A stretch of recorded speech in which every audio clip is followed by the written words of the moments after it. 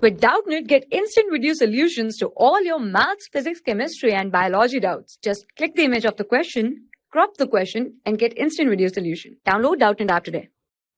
So a question given is, a diffraction pattern is obtained using a beam of red light. What happens if the red light is replaced by blue light? Four options are given. No change. Diffraction bands become narrower and crowded together. Option C, bands become broader and farther apart. And option D, bands disappear. So first of all, in order to find what happens to the band, we need to know what you mean by fringe width or band width. Okay, fringe width is given by the equation for fringe width, beta is equal to lambda d divided by small d.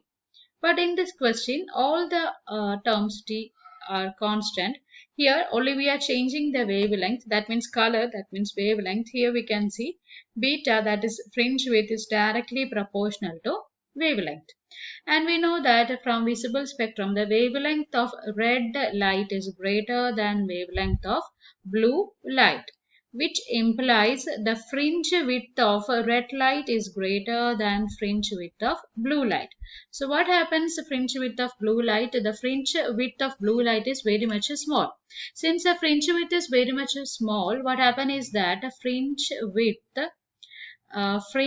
of blue color is small, of blue light is small. What happens is that the bands are narrower. Fringe width means, band width means the distance between bands. So the distance between band is very small, means bands are narrower. Okay, bands are narrower. So which is our option matches? Bands are narrower.